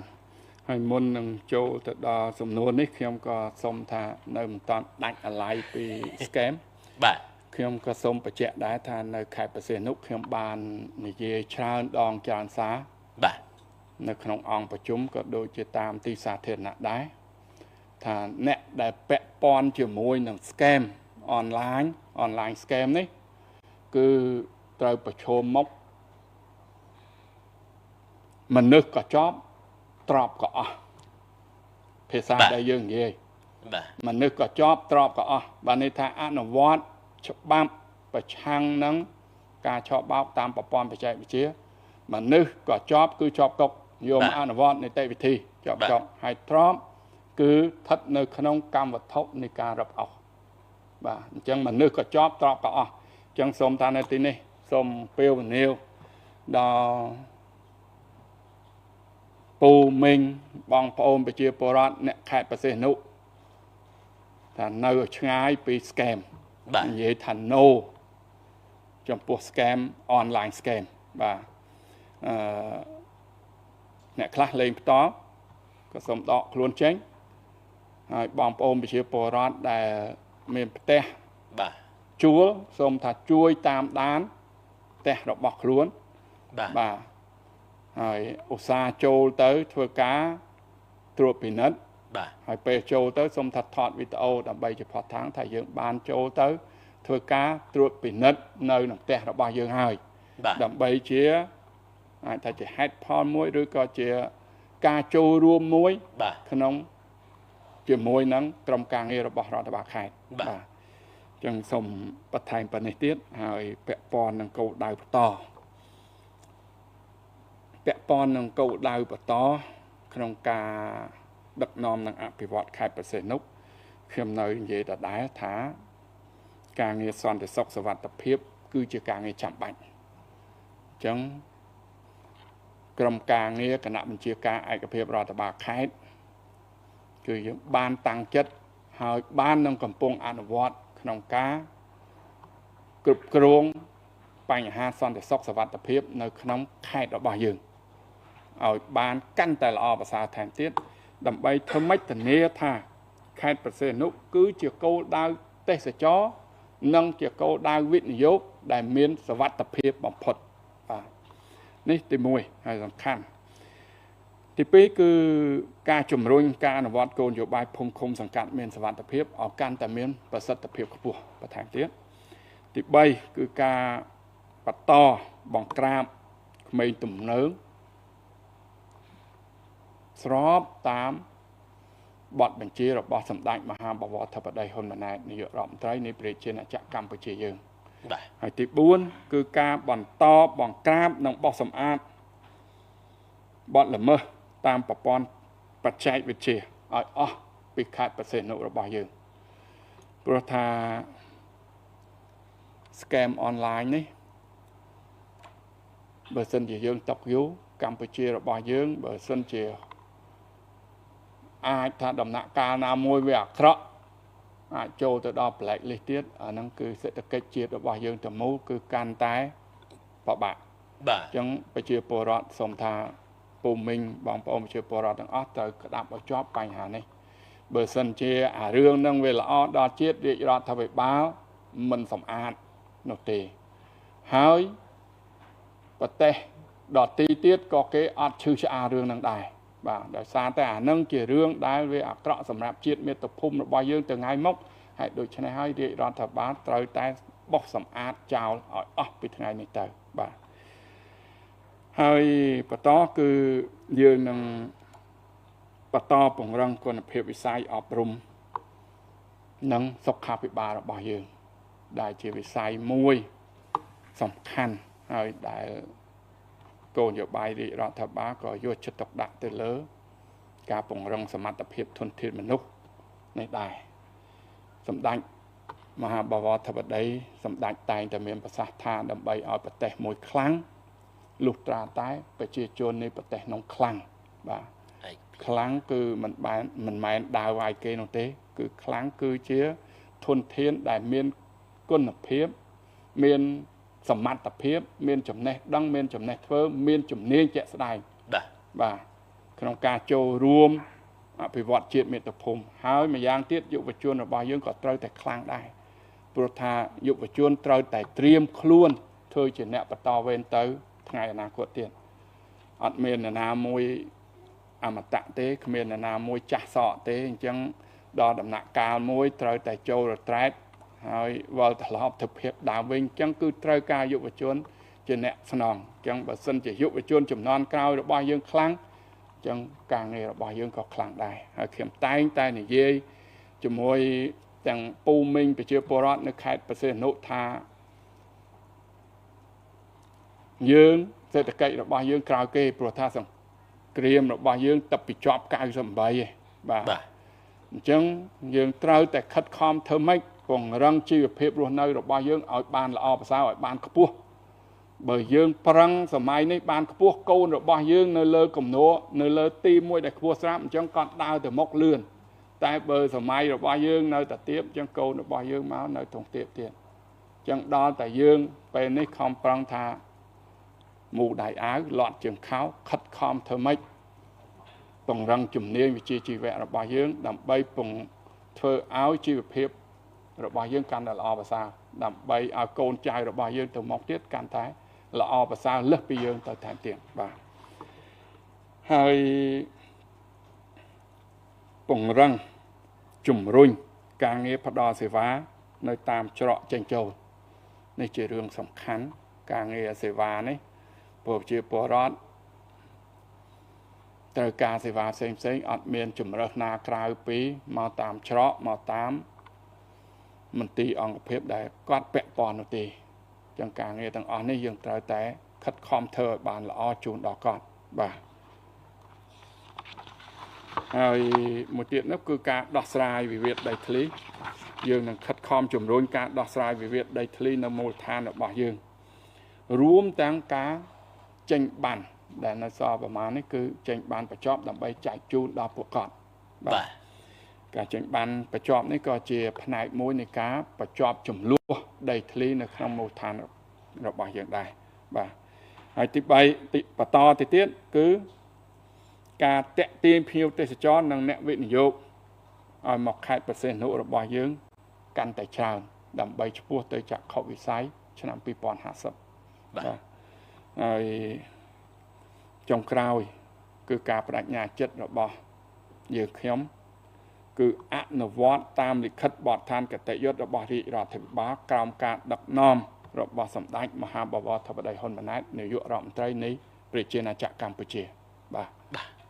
អរគុណអាយដាមតើបានមានប្រសាសន៍លើកឡើងពីបាទពាក់ព័ន្ធទៅនឹងទិសដៅបន្តបាទជាពិសេសអាយដាមក៏លើកពាក់ព័ន្ធទៅនឹងកត្តាធនធានមនុស្សបាទសំខាន់ណាស់បាទពីមុនយើងឮតែពាក្យថាធនធានមនុស្សយើងគ្រប់គ្រាន់ប៉ុន្តែនៅពេលបច្ចុប្បន្ននេះមិនត្រឹមតែធនធានមនុស្សយើងថែមពាក្យថាមូលធនមនុស្សបន្ថែមទៀតដើម្បីចូលរួមចំណែកឈានឆ្ពោះទៅសម្រេចបាននូវចក្ខុវិស័យឆ្នាំ2050របស់រាជរដ្ឋាភិបាលកម្ពុជាប្រែក្លាយទៅជាប្រទេសដែលមានប្រាក់ចំណូលខ្ពស់បាទនៅពេលនោះអាយដាមមានអ្វីជាអនុសាសន៍បាទចុងក្រោយនៃកម្មវិធីបាទមិនមែនចុងក្រោយអីទេគឺចុងក្រោយនៃកម្មវិធីតែម្ដងអសុគ្រប់ជ័យអាយដាមបាទសូមអរគុណចុងក្រោយគឺនៅទីនេះខ្ញុំទី1សូមគោរព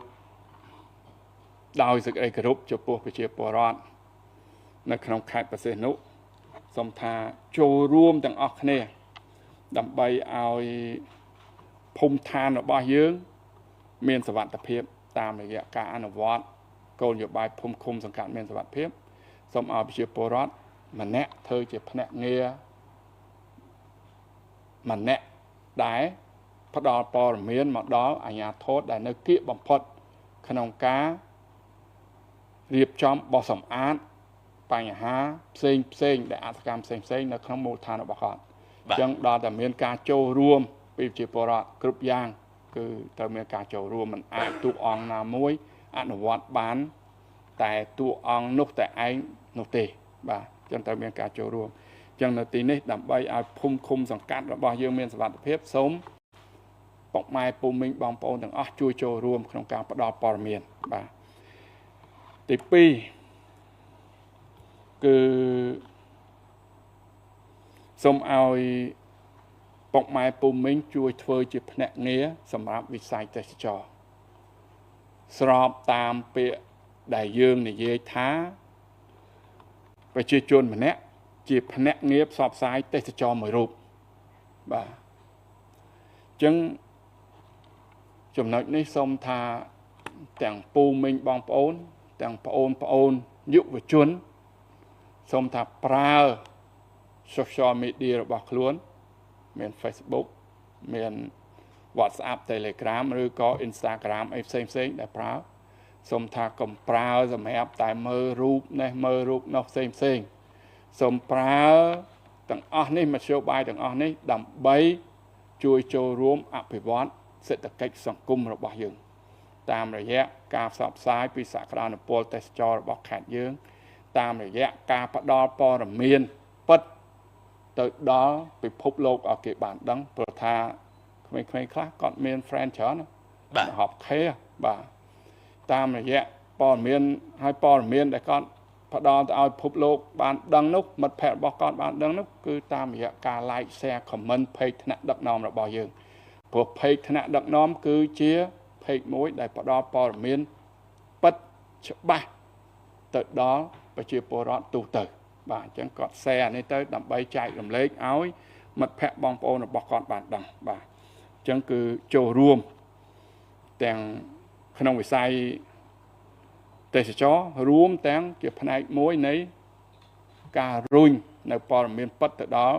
មិត្តភ័ក្តិបងប្អូនក៏ដូចជាការចូលរួមក្នុងការអភិវឌ្ឍសេដ្ឋកិច្ចសង្គមរបស់យើងផងដែរហើយមួយទៀតគឺសូមការចូលរួមពីពូមីងបងប្អូនទាំងអស់រួមទាំងភ្ញៀវទេសចរដែលអញ្ជើញទៅខេត្តបរសេនុសម្រាប់កំសាន្តហើយសូមថាជួយវិខ្ចប់សម្រាមបាទឲ្យបានហើយវិខ្ចប់ឲ្យຕົកដាក់ឲ្យបានត្រឹមត្រូវផងព្រោះថាបញ្ហាសម្រាមជាបញ្ហាប្រឈមមួយហើយដូចខ្ញុំនិយាយមិញថាมันអាចឲ្យរដ្ឋបាលក្រុងជាមួយក្រុមហ៊ុនដឹកសម្រាមធ្វើការងារនេះតែប៉ុណ្ណឹងហើយស្អាតនោះទេអត់ទេត្រូវការចូលរួមពីប្រជាពលរដ្ឋនៅតាមផ្ទះនីមួយដើម្បីរៀបចំភូមិឋានរបស់យើងឲ្យទៅជាភូមិឋានស្អាតមានសុខភាពល្អមានបរិស្ថានរស់នៅល្អបាទហើយក៏ត្រូវការចូលរួមពីភ្ញៀវទេសចរពីគ្រប់ជាតិសាសន៍ទាំងអស់ដែលគាត់អញ្ជើញទៅហើយគាត់ទិញរបស់របរហូបចុកហើយឲ្យគាត់ជួយធ្វើការវិខ្ចប់និងទុកដាក់ឲ្យបានត្រឹមត្រូវដើម្បីធ្វើម៉េចឲ្យក្រុងរបស់យើងកាន់តែមានសោភ័ណភាពបន្ថែមទៀតបាទហើយមួយទៀតនោះសូមថាប្រជាពលរដ្ឋក៏សូមជួយចូលរួមថែទាំសមិទ្ធផលដែលរដ្ឋបាលខេត្តក៏ដូចជារាជរដ្ឋាភិបាលបានកសាងជូនដូចជាហេដ្ឋារចនាសម្ព័ន្ធក្នុងមួយឆ្នាំយើងបានថាទាំងសប្បុរសជនទាំងការវិនិយោគថ្នាក់ខេត្តថ្នាក់ក្រុងស្រុកឃុំសង្កាត់អីនេះគឺបានជាង100ខ្សែនេះទ្រព្យទាំងអស់នេះគឺជាទ្រព្យរបស់ពូមីងបងប្អូនហើយអញ្ចឹងបានទៅសូមជួយមើលថែរក្សាទាំងអស់គ្នាបាទហើយមួយទៀតខ្ញុំក៏សូមការចូលរួមពីសំណាក់ប្រជាពលរដ្ឋនៅខេត្តបរសេនុក្នុងការអនុវត្តយុទ្ធសាស្ត្រដែលយើងបាននឹងកំពុងដាក់ឥឡូវនេះគឺការរៀបចំក្រានីតឡើងវិញនៅតាមផ្លូវដើរព្រោះអ្វីដែលយើងធ្វើពីមុនមកវាបានមានការខូចខាតមួយចំនួនហើយបច្ចុប្បន្នគឺក្រុមការងាររបស់យើងមានរដ្ឋបាលក្រុងមានរដ្ឋបាលខេត្តក៏បានចុះទៅជួបជាមួយប្រជាពលរដ្ឋបានជួយចូលរួមក្នុងការរៀបចំក្រានីតនៅតាមមុខផ្ទះរបស់គាត់ចឹងសូមថាបន្តការងារនេះទៅទៀតដើម្បីយើងរៀបចំកែលម្អសោភ័ណភាពរបស់យើងបាទនិងមួយទៀតក៏សូម ពូមីងបងប្អូនទាំងអស់ចូលរួមជាមួយនឹងយុទ្ធនាការផ្ទះមួយខ្នងដើមឈើមួយដើមដែលរដ្ឋបាលខេត្តបាននឹងកំពុងដាក់ចេញគឺយើងមានទិសដៅថាអាចថាក្នុងឆ្នាំនេះឬក៏ឆ្នាំក្រោយក្នុងក្រុងរបស់យើងគឺដាំដើមឈើឲ្យគ្រប់ផ្លូវទាំងអស់នៅក្នុងក្រុងរបស់យើងហើយអនុវត្តកន្លងមកគឺមានពុកម៉ែពូមីងបងប្អូនទាំងអស់បានចូលរួមតាមមុខផ្ទះរបស់គាត់នៅផ្ទះមួយខ្នងដើមឈើមួយដើមនេះអ្នកខ្លះមិនមែនត្រឹមតែមួយដើមគឺដាំដាក់ដល់10ដើម20ដើម100ដើមបាទអញ្ចឹងសូមឆ្លៀតឱកាសនេះសូមអរគុណទៅដល់ពុកម៉ែពូមីងបងប្អូនអ្នកនៅកំពង់សោមយើងចំពោះការចូលរួមដើម្បីធ្វើម៉េចឲ្យក្រុងរបស់យើងជាទីក្រុងស្អាតឆ្លាតនិងបៃតងបាទហើយជាការអំពាវនាវចុងក្រោយមួយទៀតគឺសូមចូលរួមគោរពច្បាប់ចរាចរណ៍ទាំងអស់គ្នាចរាចរណ៍ផ្លូវគោកព្រោះថាចរាចរណ៍ផ្លូវគោកបើសិនជាគ្រោះថ្នាក់វាអាចធ្វើឲ្យគ្រួសារដែលគ្រោះថ្នាក់នោះធ្លាក់ខ្លួនក្រក្នុងមួយរំពេចភ្នែកនោះឯងក្នុង2-3នាទីនៃការគ្រោះថ្នាក់បន្តមកគឺធ្វើឲ្យគ្រួសាររបស់គាត់ធ្លាក់ខ្លួនក្រភ្លាមបាទគាត់បានធ្វើការខំប្រឹងសំលុយទិញបានម៉ូតូមួយទិញបានឡានមួយគ្រឿងយកទៅជិះបើសិនជាជួបនៅគ្រោះថ្នាក់ចរាចរណ៍នេះឡានក៏ម៉ូតូក៏ខូចឡានក៏ខូចមនុស្សក៏របួសពិការពេលខ្លះស្លាប់ទៅទៀតអញ្ចឹងជួនបង្គោលនៅក្នុងគ្រួសារក៏អស់អញ្ចឹងអ្នកខ្លះខ្ញុំស្មាតោសស្លាប់ទៅអាចថារួចប៉ុន្តែអត់បើសិនជាអត់ស្លាប់ហើយនៅរបួសពិការនោះគឺជានៅបន្តុកនៅក្នុងក្រុមគ្រួសារទៀតខ្ញុំសុំទោសខ្ញុំថាមិនដឹងថាត្រូវប្រើពាក្យអីក្រៅពីបន្តុកបាទប៉ុន្តែគាត់ប្រកាសជាធ្វើការអត់កើតអញ្ចឹងគាត់ត្រូវប្រពន្ធប្តីឬក៏កូនត្រូវការជួយមើលថែគាត់បាទហើយទ្រព្យសម្បត្តិក៏អស់ខំប្រឹងរកពីមុនមកអស់ពេលហ្នឹងទៀតហើយយកទៅកត់ទៅព្យាបាលមិនដឹងថាអស់ប៉ុន្មានទៀតមិនស្រួលលក់ផ្ទះលក់អីទៅព្យាបាលហ្នឹងទៀតអញ្ចឹងគឺគ្រោះថ្នាក់ចរាចរណ៍នេះគឺធ្វើឲ្យជីវភាពរបស់បងប្អូននឹងធ្លាក់ចុះភ្លាមអញ្ចឹងសូមថាធ្វើម៉េចកុំឲ្យមានគ្រោះថ្នាក់ចរាចរណ៍ឲ្យស្របតាមពាក្យស្លោករបស់សម្ដេចអគ្គមហាសេនាបតីតេជោហ៊ុនសែនថាថ្ងៃនេះថ្ងៃស្អែកសូមកុំឲ្យមានគ្រោះថ្នាក់ចរាចរណ៍បាទនេះគឺការអំពាវនាវរបស់ខ្ញុំហើយខ្ញុំមុននឹងបញ្ចប់ខ្ញុំបាទសូមគោរពថ្លែងអំណរគុណយ៉ាងជ្រាលជ្រៅបំផុតចំពោះសម្ដេច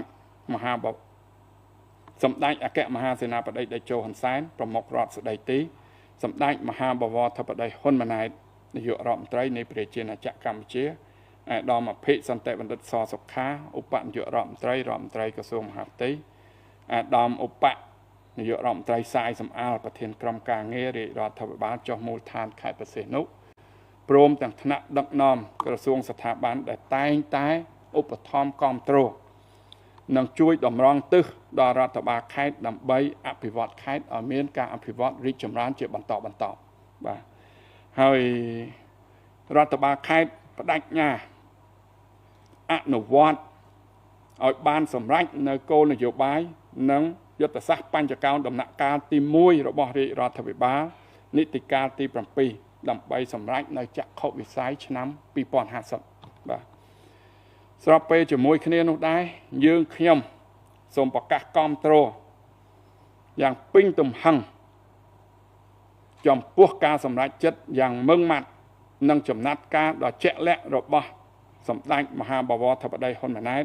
នាយករដ្ឋមន្ត្រីនៃប្រជាណាចក្រកម្ពុជាពាក់ព័ន្ធនឹងការទាមទារដែនសមុទ្រត្រួតស៊ីគ្នាជាមួយប្រទេសថៃដោយសន្តិវិធីផ្អែកតាមគោលការណ៍ច្បាប់អន្តរជាតិតាមរយៈការផ្សះផ្សាដោយបង្ខំនិងក្រោមអនុសញ្ញាសហប្រជាជាតិស្តីពីនីតិសមុទ្រ UNCLOS ជាមួយគ្នានោះផងដែរយើងខ្ញុំសូមប្រកាសមិនទទួលស្គាល់ដាច់ខាតចំពោះខ្សែបន្ទាត់ព្រំដែនណាមួយដែលបង្កើតឡើងតាមរយៈការប្រើប្រាស់កម្លាំងការកាន់កាប់ឬការទាមទារទឹកដីជាឯកតោភាគីពីប្រទេសថៃបាទហើយជាទីបញ្ចប់ខ្ញុំសូម បួងសួងដល់គុណបុណ្យព្រះរតនត្រ័យវត្ថុស័ក្តិសិទ្ធិទេវតាថែរក្សាប្រជាណាចក្រកម្ពុជា ជួយប្រោះព្រំបីបាច់ថែរក្សានិងប្រសិទ្ធពរជ័យបវរសួស្តីមហាប្រសើរជូនដល់សម្ដេចឯកឧត្តមលោកជំទាវលោកស្រី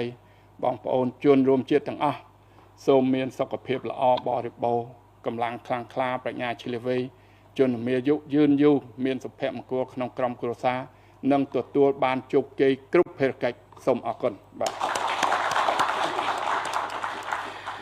បាទសូមគោរពថ្លែងអំណរគុណយ៉ាងជ្រាលជ្រៅបាទជូនចំពោះអាយដាមម៉ាងស៊ីណេតអភិបាលនៃគណៈអភិបាលខេត្តព្រះសីហនុ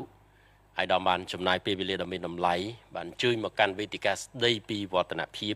របស់ទូរទស្សន៍មហាផ្ទៃ MOI TV បាទការចូលរួមរបស់អាយដាមពិតជាមានសារៈសំខាន់សម្រាប់បាទក្រុមការងារនៃទូរទស្សន៍មហាផ្ទៃ MOI TV របស់យើងបាទជាពិសេសគឺសបញ្ជាក់ឲ្យឃើញអំពីស្មារតីនៃការចូលរួមបាទអនុវត្តនៅបាទគោលការណ៍ណែនាំរបស់អាយដាមអភិសន្តិបណ្ឌិតសសុខាអបនាយករដ្ឋមន្ត្រីក្រសួងមហាផ្ទៃបាទដែលអាយដាមបាទចង់ឃើញបាទមន្ត្រីចំណុះឲ្យក្រសួងមហាផ្ទៃមានឱកាសបានចែករំលែកនៅទស្សនៈទានដឹកនាំក៏ដូចជាចែករំលែកនៅកិច្ចខិតខំប្រឹងប្រែងបទពិសោធន៍នៃការដឹកនាំឈានឆ្ពោះទៅសម្រេចបានលទ្ធផលជាបន្តបន្ទាប់ពីមួយដំណាក់កាលទៅមួយដំណាក់កាលបាទក៏សូមគ្រប់ជូនពរបាទអាយដាមអភិបាលខេត្តព្រះសីហនុបាទសំប្រកបតែនឹងសេចក្តីសុខនិងសេចក្តីចម្រើនជាពិសេសគឺជោគជ័យគ្រប់ភារកិច្ចដឹកនាំបាទក៏សូមបាទអរគុណច្រើនបាទសម្រាប់វត្តមាននាឱកាសនេះខ្ញុំបាទសំជំនាញជាអ្នកសម្របសម្រួលកម្មវិធីវេទិកាស្ដីពីវឌ្ឍនភាពសូមអរគុណនិងសូមគោរពលា